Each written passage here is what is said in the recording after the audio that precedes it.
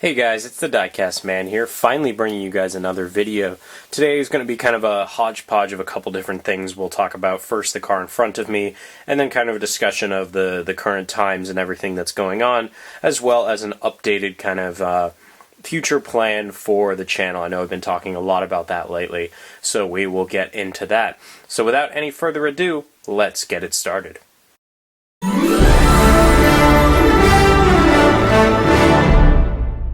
So first off, I just wanted to discuss a little bit about this car. So for those of you who might remember the video on this car, this is still a 1/18 scale Maisto Lamborghini Huracan. This is the LP610-4. A little bit hard to see with this lighting. But yeah, so us Americans for the most part have been bored kind of in quarantine with COVID-19 going on, so I thought I would start another project. And the reason that I didn't do a full customization video on this car is that I've actually had it like disassembled and just kind of a work in progress without much progress for about a month. So I wish I could have done a full customization video like I did on the Chiron.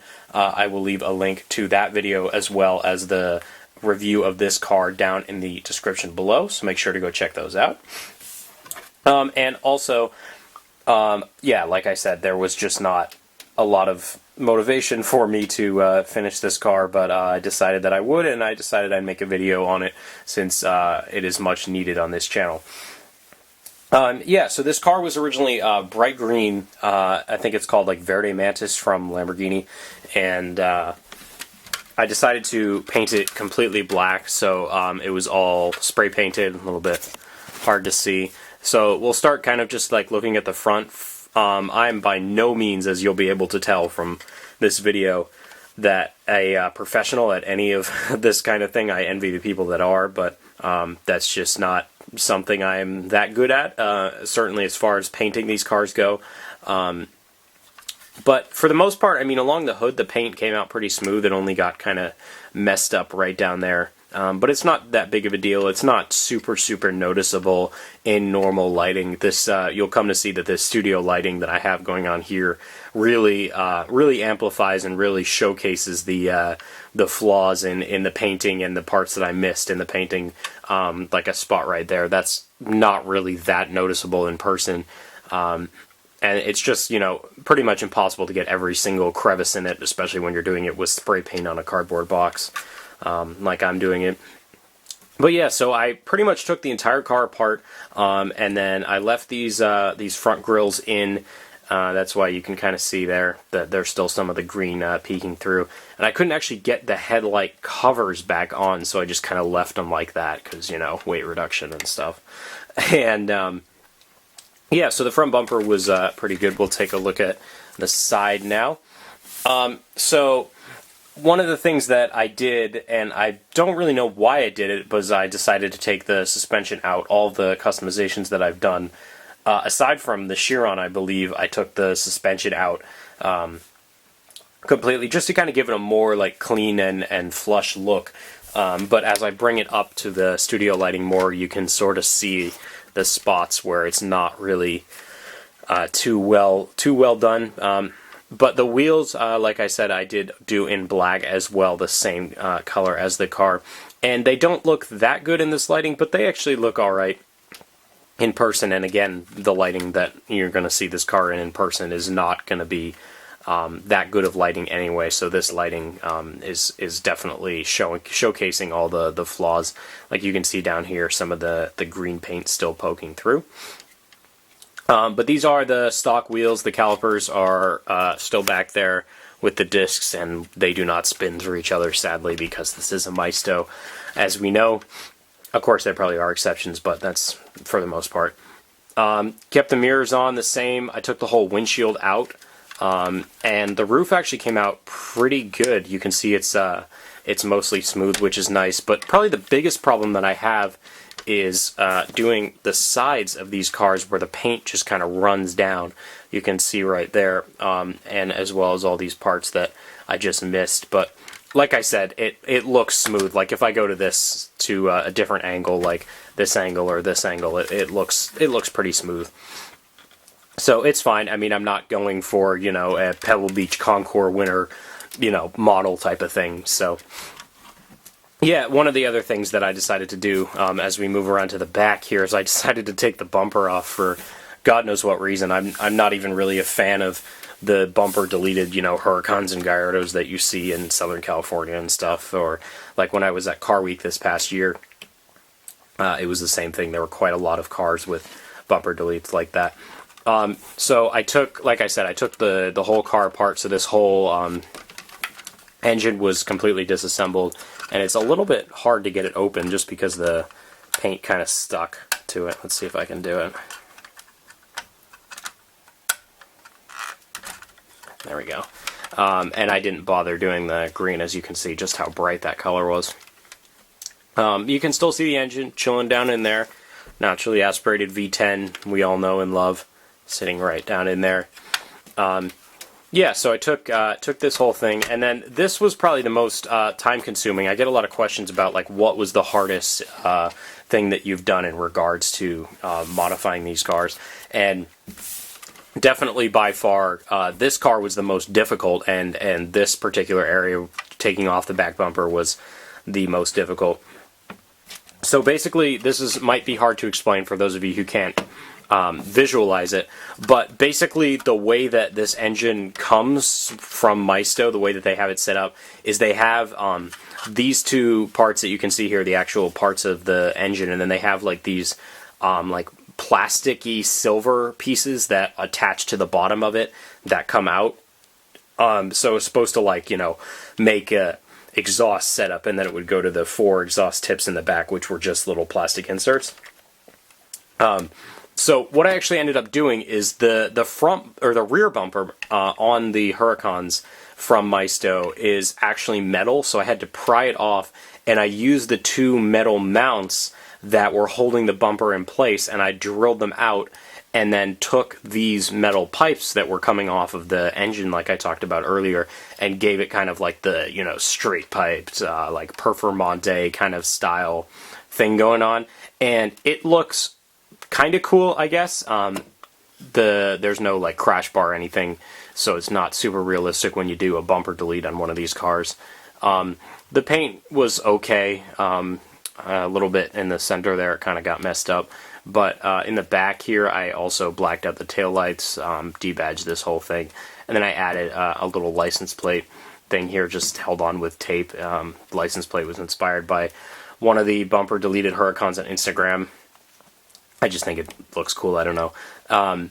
But yeah, so the exhausts look, they look pretty cool. They're glued in there really, really tight. So when the car's sitting in there, and I tried to add a little bit more of a stance to it, so when the car is just kind of sitting like that, you can see how it kind of looks cool. Just kind of completely, you know, stanced out like that with the bumper delete. That's kind of the look I was going for. It doesn't look that good at this angle, but it looks alright in person, and like I said, it was just kind of something to pass the time, make a quick little video on it, and here we are.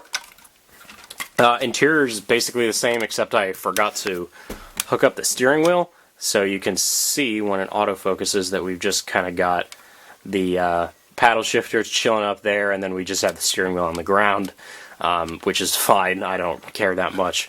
And then the interior is the same thing with the trunk, same thing with the engine bay, as you saw. But like I said, just kind of something to pass the time. You can see another spot that I missed right there. And yeah, so pretty happy with it nonetheless. I mean, I didn't like the green at all, so at least it's not green, even if it isn't, you know, the best paint job in the world. So now I just want to kind of switch gears a little bit and talk about the current times and everything that's going on. I want to preface by saying that I hope all of you are staying safe and healthy. These are very, very unusual, very strange times, as we all know. I'm sure you've heard people say that a million times over now. So, yeah, and hopefully this video will help pass the time a little bit for those of us that are in quarantine. But yeah, these are crazy, crazy times. I've had online school, which is not really the greatest, and just been stuck at home. So I've definitely had some time to spend a little bit more time with these model cars and come up with some thoughts and do a lot of thinking in regards to the channel. And that's an excellent segue into the next part of this video, where I wanted to talk about the future plans for the channel. Now, I've talked about this probably in like 2 past videos or so, and I actually recently just put a poll up on YouTube about what you would want to see, like a yes, no, maybe kind of poll about the direction that you'd want to see the channel going in. And I think what I might end up doing is switching everything, switching the name, the logos, the pictures, everything, but still keeping all these videos here. So I would go by a different name and make content with the S4. If you guys don't know, I have a 2015 Audi S4 that I've been building very slowly. So I want to make some content on that and do lots of like POV drives of different cars, and maybe some fun videos with friends, you know, once this whole thing clears up, obviously, which, you know, who knows how long that could be. So I think something along those lines. One of the things I'm struggling with is I don't really know what to name the channel. There's a lot of people out there that I find inspiration, and I've, you know, contacted them and asked them what they do for their names or how they came up with their names. So if you guys have any ideas, it'll be sort of focused around the S4 mainly, but also focused around actual cars and mostly drives. I'm not really interested in doing reviews of full cars. That just seems like too much work to me. But yeah, so leave any suggestions you have in the comments below, as well as any other thoughts about the direction that the channel is heading. But I think I'm going to buy a GoPro shortly here, and maybe start actually cooking up some actual videos, and maybe do a face reveal or something. So stay tuned for that. But yeah, I don't think this is the end. I got a lot of comments asking if this was, you know, the end of the diecast, and I can tell you that it's not. I just don't know when the next video will be, because like I said, I've been spending money, or actually I've been saving money now for college, but any of the money that I've spent has gone to parts or maintenance for the S4 rather than model cars. So yeah, these are crazy times, and I'm thinking about really switching the direction that the channel would want to go. So as always, let me know your thoughts, comments below, your ideas for names, your thoughts, opinions, questions, anything you got. Put them down in the comment section below. So I think that that's pretty much everything I wanted to talk about. Definitely stay tuned for newer videos that could be like a little bit different kinds of content. You know, tell your friends if you know people that love Audis or Volkswagens or Porsches or something like that. But I think it could be a good mix. I think I could find a good balance at some point in between the diecasts and the real cars. So that's kind of my hope. And I think that pretty much wraps up everything for this video. So once again, I hope you guys are staying safe. Stay home if you have a quarantine in place. Just try and do your part to flatten the curve, and social distancing and all that kind of stuff that, you know, I'm just preaching the choir at this point about. But yeah, thank you guys so much for watching, and like I said, stay tuned for more videos. But until then, it's the Diecast Man, signing off.